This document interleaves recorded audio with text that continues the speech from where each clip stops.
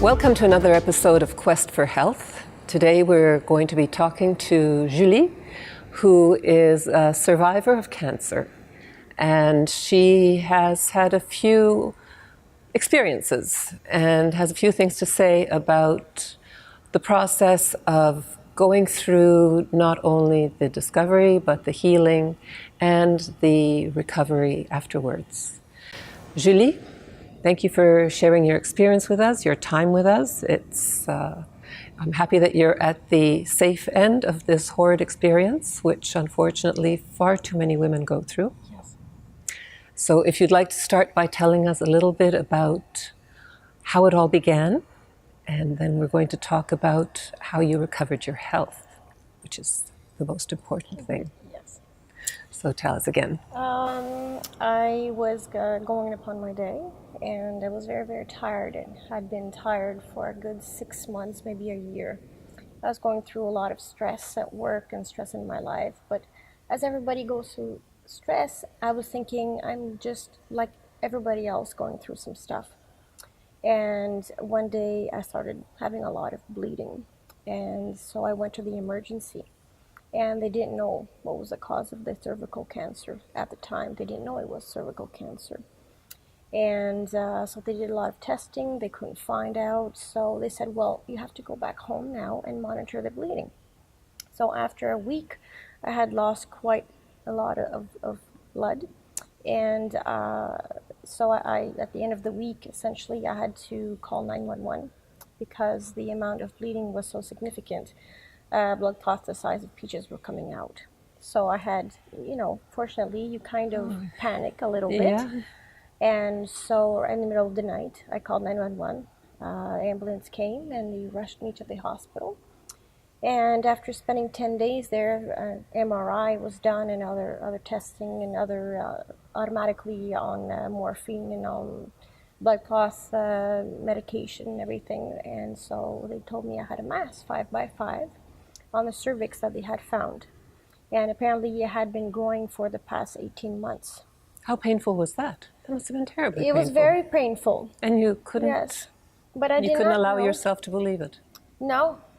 I mean, women, we have the superwoman syndrome where we go through a lot. And we have pain, but yet we go on because we have responsibilities. We have to go on. We have to, sometimes we don't have the luxury of trusting people to delegate, so we take on a lot. And as a result, we fight battles sometimes that other people don't have the energy or the courage to fight. And I was going through a lot at work as well, and wanting to make change happen within my organization. And I don't know if that was one of the cause. We don't know. All we know is the doctors told me that the mass was growing quite significantly. Although I was running a lot, I was going to the gym, I was really, taking care of my dog every single day, required a lot of walking. I was eating very good, taking my smoothies daily, doing everything that I could to stay healthy. But I never saw this coming, so it was quite the shock. So when did that happen? That was in September 24th of 2017. Oh, you know the exact date. All right. Yes. It was a marker in your life. Yes, it was the day that I was discharged from the hospital and that I was given the diagnosis. And they didn't know at the time if surgery was required, chemo or radiation. They had to essentially, my file had to be transferred over to the general hospital at the cancer center. And I met with, 10 doctors or more throughout the whole process. Yes, they're very careful, and so met with many of them. And the first one, I will not mention his name, but he was he looked at the tests and the results, and he said, well, we won't open because if we go for surgery, the risk is too high and the impacts. So sometimes cancer cells, they go everywhere in your body when oxygen goes in there. That's what he told you. That's correct. So in order to help save all my organs, which I wanted as well, they said, well, the best approach is to give radiation, beam radiation, external radiation. And at the end, depending on the response of my body, I would have to go through internal radiation. And that is very painful for me as an individual because I had gone through a lot of traumatic experiences related to the past, which are the cause of the cervical cancer.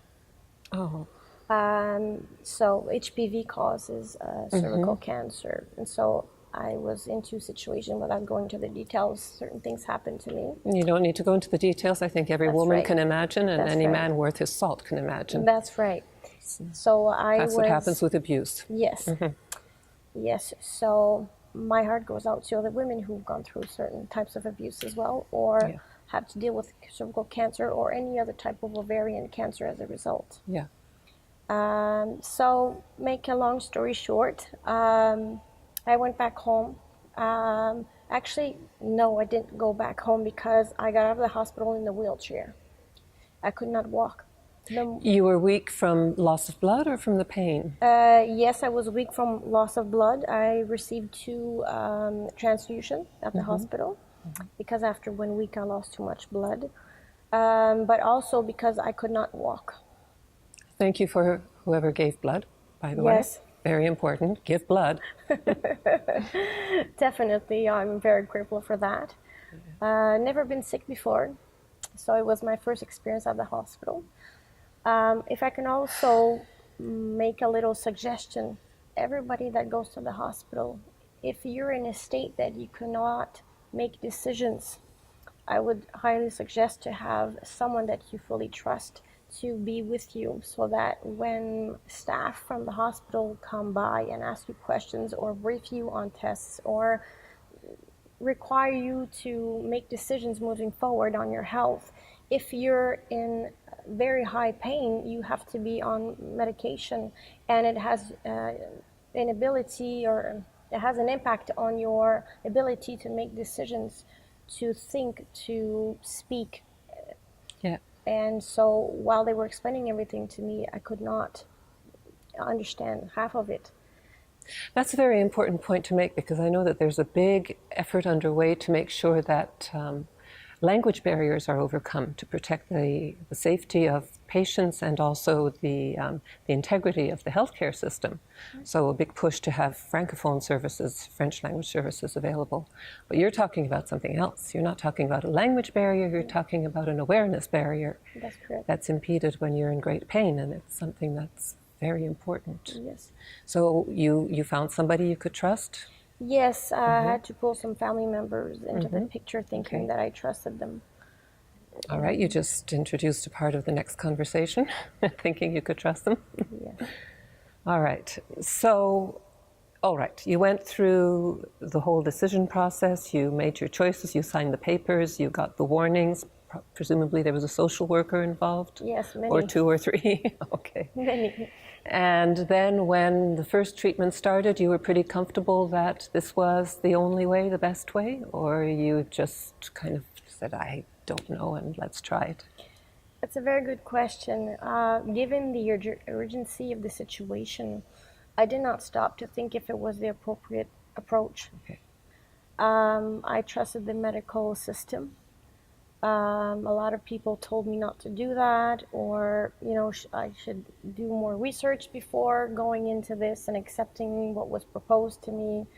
I was in a lot of pain, and it had an impact on my ability to make decisions, of course. Now you had to be forceful about a few things. Yes, Yes, and you are still having to be forceful about a few things. that's correct. All right, let's jump forward a little bit. You came out of the hospital with a clean bill of health. Is that what you get, or just saying, well, we've done everything we can. It seems to be under control. So good luck and goodbye, and call us in the morning. Yeah.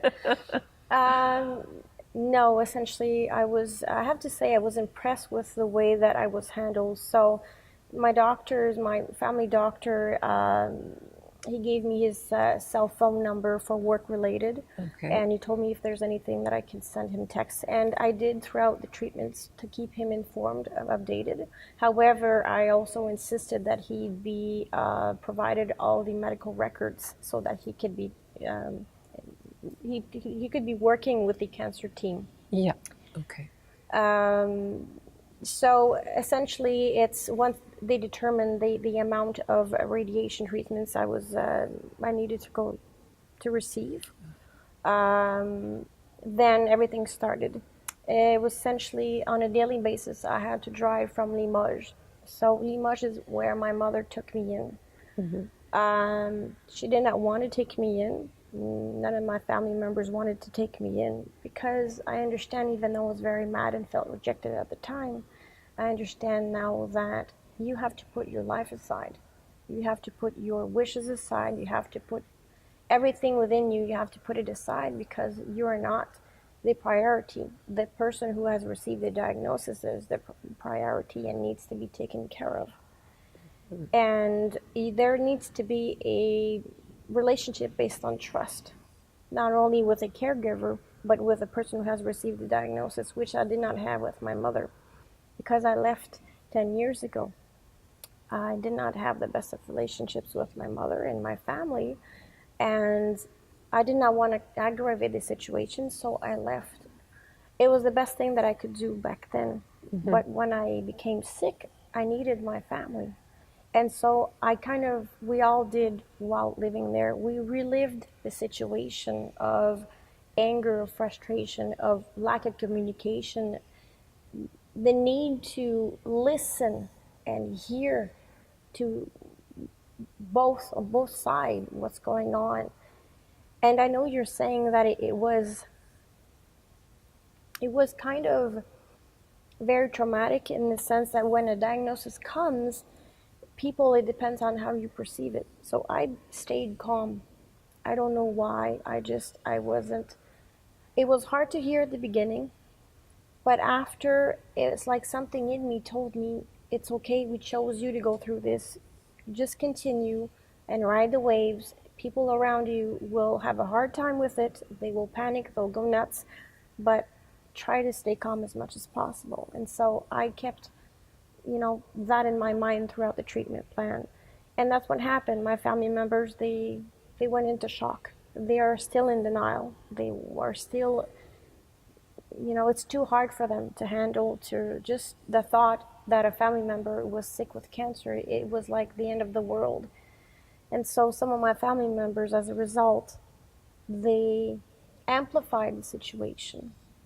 And they started to tell everybody about what was going on, and which for me was very hard because I like to respect the Privacy Act. And respect is very important to me. Yeah. So, because you don't know what's going on and you're not ready to share your story yet. Now you're ready to share it. yes, Now you feel that you can give back. At the time you weren't strong enough. that's right. You got through that somehow. The relationship with your family deteriorated. You bet. And your health wasn't, I guess your healing wasn't as quick as it could have been.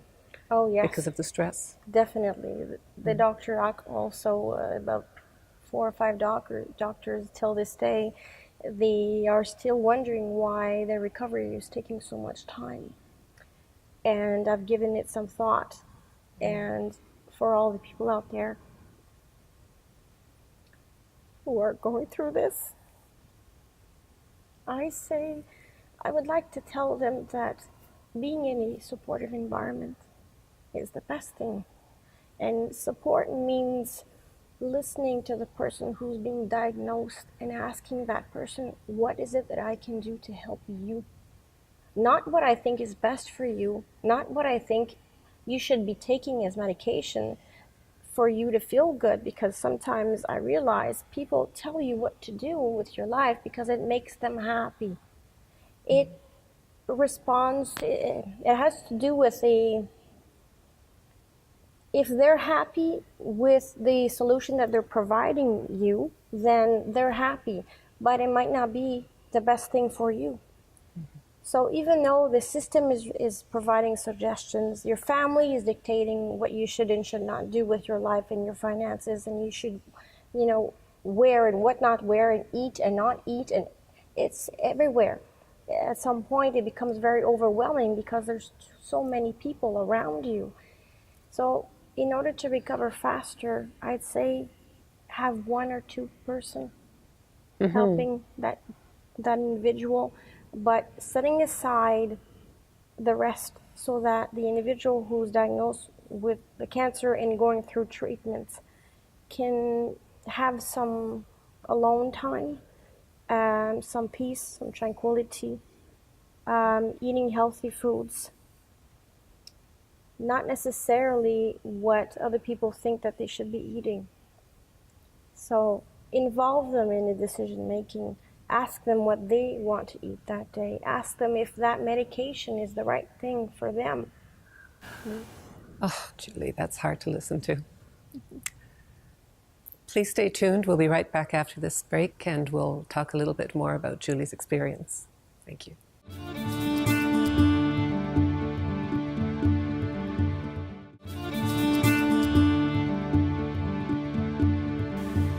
All right. Now, you had a lot of people coming to your home, to where you were staying, who were helping you, social worker, Yes. nurse. Yes. So they were monitoring you, but of course they were limited in what they could do because you were in someone else's home. Right. Right. Had you not had a family, where would you have ended up? Is there a system? Is there a place? Or would you have just stayed in the hospital? It's a very good question. It depends on the assessment of the individual. If I would have been able to walk, there is a place where people who have been diagnosed and are ongoing the treatments, they can stay at the civic hospital. And I believe the doctors provided a recommendation to stay there, and there is no cost. But you have to be able to walk to provide for your own food. Okay. But since I was not able to walk, I could not stay there, so I had to give my place to someone else. So being on your own would have been out of the question. Yes, actually, yeah, that's correct. I was shocked for that. Because there were two things. Number one, I was living on my own, and because of the lack of walking, I could not use the stairs to head to my apartment. So I had to vacate the apartment. And that also was a challenge, even at my mother's, because there were stairs. So I had to remain in the basement a lot of the time, most of the time. Thank God there was a washroom there was a bedroom, and there was a living room. But I had to create a space where I could sit and, make myself a cup of coffee, or, have something to eat. Most of the days I was grateful to be there, but there were many other days as well that I was very confined. I felt very confined, very isolated, trapped. Yeah. I could not walk. Many days I was bed confined. Many days I was using a walker to head from the washroom to the bed and vice versa. And some days, because of the treatments, your bladder is very affected, and I did not make it on time to the washroom. Oh. So, well, I think part of my journey was also to learn how to have compassion for my body, and to accept. It was hard because internally you face the superwoman syndrome, where I need to be perfect. I need to, to be able to do everything all by myself, to eat, to provide for myself, to have money for myself, to do everything. But that one of the things, it's the ego talking, right? When we can't make it, or we don't have the energy to bathe, we don't have the energy to get out of bed, we don't have the energy to keep a conversation going. And most people, when they come see you, they just want to talk to you all the time. Yeah, that's true. And I know, and I know they mean well, but you're so They're trying to tired. entertain you. Yes. Yeah. But Take your mind off of it. it requires so much energy to keep a conversation going. And when you're on medication, you have to, there is a lot of brain fog.